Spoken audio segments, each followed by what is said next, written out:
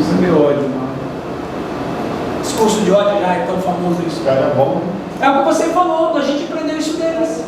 Ah, agora eu vou dizer que, na verdade, a sua igreja aqui não é boa, não presta. Mesma coisa. Como o católico falava do protestante, agora é o protestante que fala do católico. É uma cosmovisão religiosa, mas necessariamente não fala do quê? O reino de Deus. Do reino de Deus.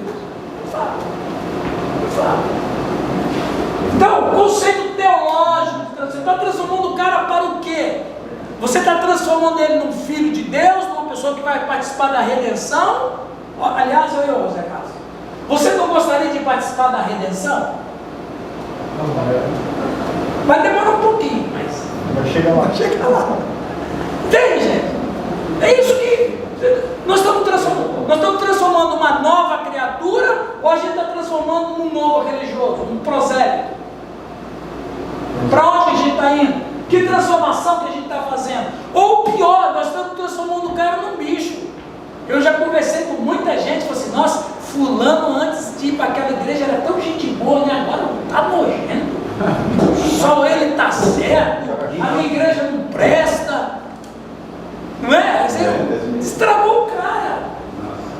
Transformou ele num monstro. Não fala mais com a gente, não vem aqui, não joga mais futebol. Entendeu? Fala aí. Eu estou evangelizando no curso, a gente esperando, o irmão dele se converteu. O cara, ele falou, caralho, o cara não vai nem mais na casa da minha mãe. Pois é. Agora ele se converteu ao quê? É só igreja, viu? O cara ia sair comigo, agora ele não senta comigo para comer, para nada. Exatamente. Você conversou, verdadeiramente. Religioso. Você falou a igreja, ele está me mandando de vocês aí.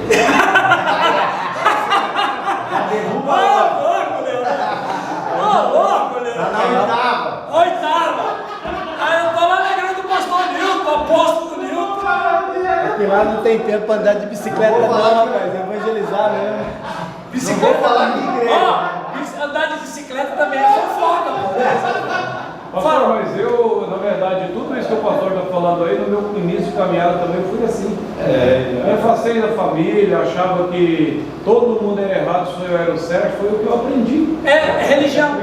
Na verdade, no meu começo foi assim, até que um dia eu me revoltei, como eu falei. Falei, Senhor, se te servir por isso, eu estou fora.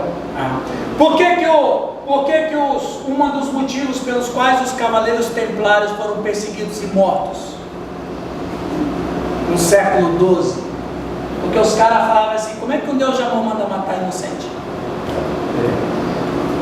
Pronto, o Papa começou a perseguir os caras. Ah, são adoradores do demônio, são maçons, matou os caras, acabou com eles. Eu que ensino os salvos primeiro tempo todos. É, exatamente, não se acende.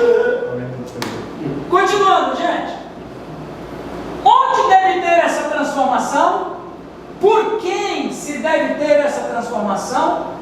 Como se deve ter essa transformação? Vamos aqui. Olha cá, ó. Onde deve ter essa transformação? No mundo. Lembra nós aqui, Felipe? Dá para ler?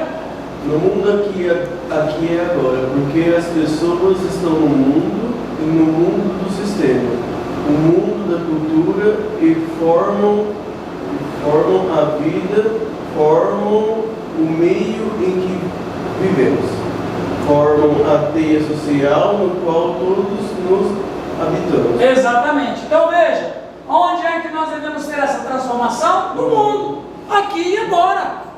Porque é no mundo do sistema. Ora, Deus quer salvar o quê? O sistema que está caído. Aqui, ó. Essa curva que temos que fazer ela acontecer. Essa é a curva. Então, o evangelho é para ser pregado aonde? Agora eu te fazer uma pergunta aqui. Se a conversão do pecador a Cristo fosse a última coisa a acontecer, por que quando a gente converte a Cristo a gente não morre?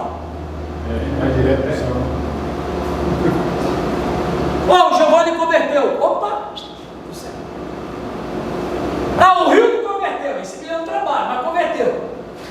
Por que tu foi para o céu? Por que os que estão convertidos continuam nesse mundo? Tem uma razão. Qual é a razão? A razão é isso aqui, ó. Nós temos que transformar converte, não morre, vai para o céu, ele fica na terra. Não é verdade, José? Então, Atos 2,47, alguém lê para nós? E João 17, 15 a 19, daqui a pouco nós comemos uma bolachinha bem gostosa ali. Oh, glória, aleluia, falta um minuto. Não, aqui falta um minuto. Quem vai ler Atos 2,47? Louvando a Deus e caindo na graça de todo o povo, e todos os dias acrescentava o Senhor à igreja aqueles que se haviam de salvar. Contava com o quê? Caindo o quê? Na graça de todo o povo. Quem que caía na graça da população? Os cristãos, os crentes, que na verdade não era nem cristão, né?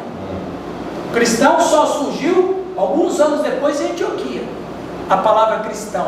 Mas eles ali, eles nem eram judeus, nem eram nada. Do caminho. Eles eram do caminho, exatamente. Entra o que você falou na visita, você chega lá, tem imagem, um monte de coisa, você ganhar aquelas pessoas, cair na graça deles. Cair na graça deles. O que o povo, o que os primeiros cristãos, a gente vai chamá-los de cristãos, porque eles na verdade eram já, mesmo que não eram conhecidos assim. O que fez eles caírem na graça dos cristãos? Em outra tradução diz, contando com a simpatia de todo o povo. Era a presença do reino de Deus neles. O reino de Deus. Então o reino se presentificou muito forte na vida deles. Fala lá, José João. Fala lá, José João. Não peço que os tire do mundo, e sim que os guarde do mal. Eles não são do mundo, como também eu não sou. Santifica-os na verdade, a tua palavra é a verdade. Assim como tu me enviaste ao mundo, também eu os enviei ao mundo.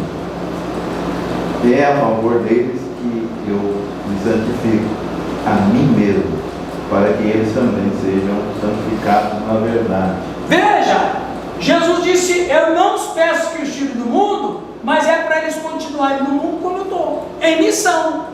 Então, aonde que deve acontecer essa transformação? No mundo, do sistema, da cultura, dos seres humanos que estão aqui. Então é para isso que Jesus não tira a gente daqui, não faz o cara que converteu morrer, para que continue aqui e fazer a sua obra de Deus. Por quem se deve ter essa transformação? Olha que coisa linda isso aqui. Esse slide que eu escolhi. Pelas forças do reino de Deus, que são todas as forças que agem na direção da promoção das causas que Deus usa na história. Vamos lá? Por quem se deve ter? Quem é que deve fazer? Por quem? Pelas forças do reino de Deus, que são todas as forças que agem na direção da promoção das causas que Deus usa na história. E aí a gente vai ver as ações sociais, creches, polícia militar, etc., escola, família, o Estado, governo civil, são forças que agem na direção da promoção das causas justas da história. Então, quando o mal e o pecado se estabeleceram no mundo, Deus deu um jeito do mal não prevalecer totalmente. E Ele começa a dar, ao ser humano indícios de que o reino dele, lembra? Que isso é importante falar, gente. A gente precisa ler a Bíblia com muita atenção e com muita mente. Mateus capítulo 3, João Batista pregava, o reino de Deus está próximo. O que está próximo? O que é que fica sempre próximo? Uma coisa que já está presente. Ele só estava longe, agora ele está próximo. O reino de Deus estava longe. Por que estava longe? Porque o homem pegou e desprezou e rejeitou o reino de Deus. Mas em Cristo o reino foi aproximado. Ele estava longe, mas Cristo aproximou. Por que o reino? Quem é que fez o reino ficar longe? Quem é o homem? Adão. Foi ele que fez o reino ficar longe. Quem é que deve aproximar o reino? Um outro Adão, que Paulo vai chamar do quê? No Romanos 5? Segundo Adão. O primeiro Adão deixou o reino de Deus longe. O segundo Adão aproximou. O primeiro Adão deixou o reino de Deus longe por causa do pecado. O segundo Adão não aproximou o reino de Deus por causa da sua perfeição, obediência. Olha que interessante. O pecado que nos faz distanciar. É o pecado que nos faz distanciar. O reino de Deus, ele está próximo, por quê? Porque em Cristo, todo pecador tem a oportunidade de entrar no reino. E para entrar no reino tem que ter arrependimento. E arrependimento no grego metanoia, o que é? Mudança de atitude. A minha atitude não combina com a atitude do reino, então eu tenho que mudar de atitude. O reino de Deus vai mudar a minha atitude. Amém? Amém. É interessante. Então não é que o Newton muda por si só, é que o reino de Deus passa a mudar.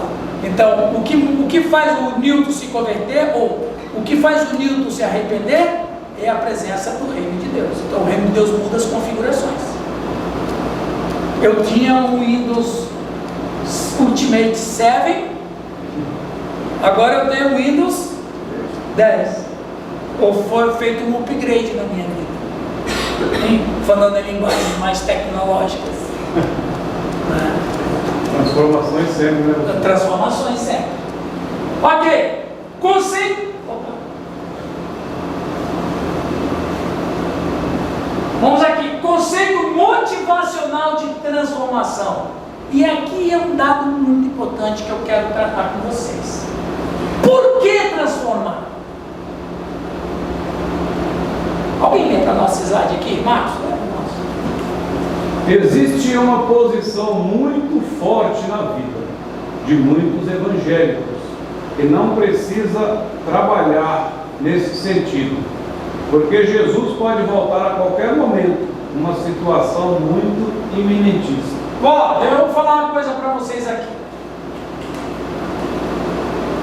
Vou falar bem com jeito para não ofender ninguém aqui. Quero falar com a mente, não o coração. Esse negócio de pregar que Jesus pode voltar amanhã é uma mentira. E eu vou dizer que é uma mentira culposa, não dolosa. Porque Jesus não vai voltar amanhã, nem a semana que vem, nem ano que vem, nem talvez daqui a 5 anos. Por quê? Porque Paulo é muito claro em 2 Tessalonicenses capítulo 2, quando ele diz assim: a parousia não acontecerá sem que antes haja a aparição do filho da iniquidade e a apostasia. Nós não estamos vivendo nenhuma das duas coisas. Então Jesus não pode voltar amanhã. Hã? Não, mas aí acaba sendo um engano também. Porque a gente, eu conheço isso aí. Jesus não vai voltar mais, mas você pode voltar para ele. Bom, eu não vejo que é a maneira correta de se evangelizar uma pessoa. O senhor vai perder a oportunidade, no caso, de repente, morrendo. Porque eu estava dando uma palestra, por isso que eu não gosto de dar palestra escatológica em outras searas, porque pensa, tem a milenista. Então, eu trato escatologia com lucidez. O Mateus é meu aluno, foi meu aluno de escatologia. Ele sabe como eu trato, principalmente o livro do Apocalipse, com lucidez, sem paixão cega. Mesmo o pré-milenista, quem é pré-milenista que está aqui, sabe que Jesus não volta amanhã. Se o cara é pós-milenista, também sabe que Jesus não vem amanhã. Porque Paulo desautoriza a gente a falar isso. Ele diz que a volta de Cristo não acontecerá sem que o filho da iniquidade apareça e sem que haja apostasia. Essas duas coisas não estão perto de acontecer. Eu não vou dizer quando, nem podemos falar isso.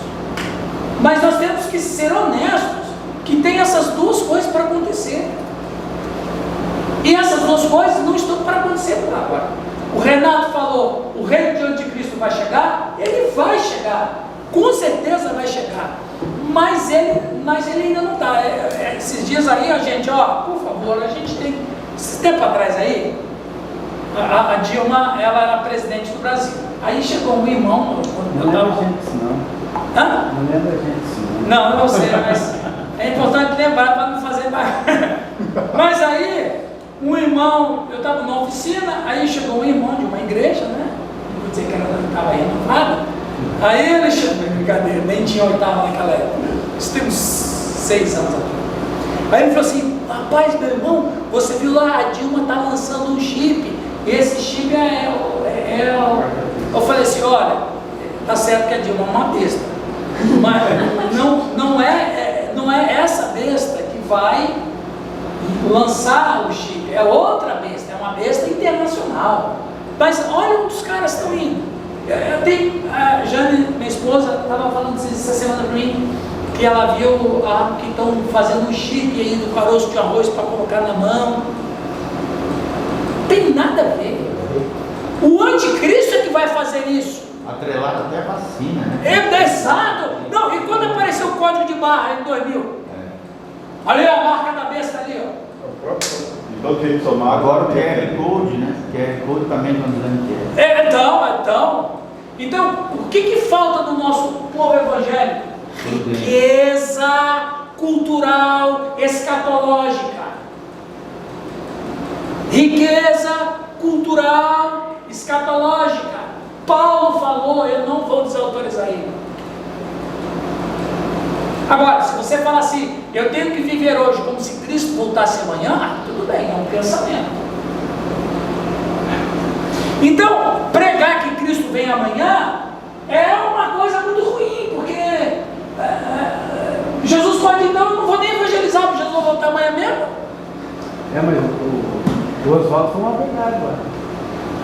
Jesus ele volta para a pessoa. Hoje mesmo agora tem muita gente. Não, sim, é isso mesmo. Jesus mas eu não mesmo. posso atrelar essa frase verdadeira que ele disse com a volta de Cristo. Jesus nesse mesmo sentido. falou: hoje mesmo estarás comigo no paraíso. Claro, ninguém fala, ele não disse que ele estava errado no que ele disse, é verdade. Cristo pode voltar para a pessoa, mas eu não posso atrelar essa frase com a parousia, é isso que eu estou falando. São dois eventos. São dois eventos O distintos. problema é que você faz uma afirmação de púlpito que Isso. está voltando, e isso influencia diretamente na vida da pessoa, na história dela, como ela vai enxergar o mundo. Por exemplo, ela vai ter dificuldade de fazer um projeto a longo prazo, Sim. estabelecer metas para a vida dos seus filhos, tudo isso aí. Por isso aí paralisa a vida do cara. Paralisa a vida. Perguntaram para o doutor Lutero, mão no coração quando falar dele. Amém. Perguntaram para o doutor Martinho Lutero, doutor Martinho Lutero, se o senhor soubesse que Jesus voltasse amanhã, o que você faria hoje? Ele disse: escreveria um livro, pagaria minhas contas e plantaria uma árvore. É dele essa frase, né? Num dia só. Mas o que ele quis dizer com isso? Minha vida continua. A vida continua. Tem tempo para viver, mesmo que ele volte amanhã. Eu ainda tenho 12 horas do dia. Então o que ele quis dizer? Claro, ele não pode fazer isso tudo no dia, mas ele quer dizer que a vida. E o que o Hildo falou é certíssimo. A gente muitas vezes pregando apaixonadamente, numa paixão cega, que Jesus pode voltar a qualquer momento, o cara paralisa a vida dele, eu não vou fazer mais nada. Eu enfrentei isso na igreja. Deixa eu dar um exemplo aqui, ó. Se for, coloca X, Jesus está voltando. Entendeu? O avô da minha esposa, em 95, 96, ele parou de pagar a aposentadoria porque ele falou que Jesus ia voltar no ano 2000. Isso é uma festa do infeliz e um grande líder aí, né? Resultado, Jesus não veio em 2000, ele levou mais de 10 anos para se aposentar. Desculpa de preguiçoso. Né? Jesus vai dar.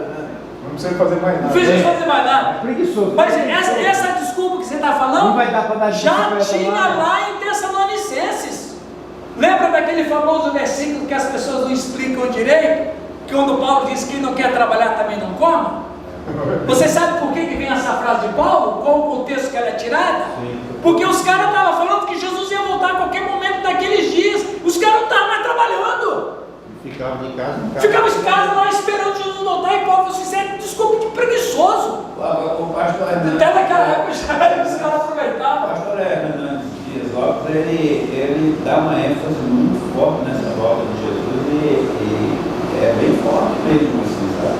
Eu discordo dele com cara é presbiteriano. Então, ele é amilenista, pré-milenista? Assim, Não sei, não, ele é O Augusto Nicodemos é amilenista. todo presbiteriano tradicional. Não, mas não é nem todo não. Tem muito batista que é e tem muito luterano livre que é também. Milenista. Mas assim, eu acho assim, acho que a gente não tem que ser contra a pregação da volta de Não Jesus, deve pregar. desde que haja essa pregação também do chamado à responsabilidade da Claro, questão. claro. Dia a Perfeito. dia, com os planos, com os projetos. Mas o maior Essa é a problema, sacada, né? mas o maior problema, Giovanni, é o que o Rildo e o Milton Para falaram não criar aqui. um bando de alienado, né? Isso aqui, ó. Por que o camarada não quer nem trabalhar mais? Pedir conta para o patrão? Jesus pode voltar hoje, pode voltar hoje, pode voltar agora. Você paralisa a vida, o cara não tem mais projeto, não faz mais nada, não quer mais evangelizar, não quer mais para culto, que Jesus pode voltar amanhã, daqui a 1 hora. Você paralisa o cara. A gente tem que pregar, pelo menos eu penso assim, né? Pregar sobre a vinda do Senhor Jesus, o tratamento da igreja, aquela coisa toda. Mas também eu falo assim, Cristo talvez não volta amanhã, não volta depois, mas você pode ir. Você pode encontrar com ele, com certeza vai. É a questão que o Oswaldo levanta. Jesus não vai voltar para o mundo, mas ele pode voltar só para você. Tá certo, isso Através é. da morte. Através da morte. Você tem que lembrar agora, a gente tem que ensinar todos os eventos. Aliás, um antigo teólogo disse que o surgimento das seitas são as contas que a igreja não pagou. E ele fala atrelado à escatologia. As seitas que surgiram pela falta de uma escatologia correta. Aí você tem que igreja, que a gente não pode dizer uma questão de ética, que marca o dia que Jesus voltou. Jesus não voltou, eles pioraram em vez de recuar, pioraram dizendo que ele está no santuário celestial investigando a vida dos fiéis. É pior ainda, porque você tirou licença de Cristo. No século XIX teve um movimento muito forte, né? Principalmente nos Estados Unidos. Os milenistas, né? Aí surgiram a maioria das heresias e seitas. Só que, por exemplo, o William Miller, que era batista. Não, rapaz, O William Miller, que era batista, falou que Jesus ia voltar, né, no dia 1º de outubro de 1843. Jesus não voltou. O que o William Miller fez? Ele se arrependeu, voltou para a igreja, pediu perdão ao pastor, pediu perdão à igreja e ficou lá na igreja tranquilo. Mas a Ellen Golden White falou assim: não, ele calculou errado. Assentou mais aí no banheiro. Exatamente, ela marcou para 44. Os russelitas também. O Charles Russell também. Vendia trigo, ele já era malandro, né? Porque ele já vendia trigo milagreiro. Os caras de hoje em dia são tudo descendentes dos russelitas, né? E é interessante assim a própria formação dele, imagina a cabeça do menino, né? Ele era filho de uma feiticeira com um pai arqueólogo. Imagina o que ele ia dar. O que ele ia dar? A influência que ele teve dos pais que acabou gerando toda essa confusão religiosa na cabeça dele. Né? E essa questão escatológica é o que aquele teólogo falou. As seitas que surgiram, e todas elas estão ligadas com a escatologia, as seitas que surgiram são as contas que a igreja não pagou.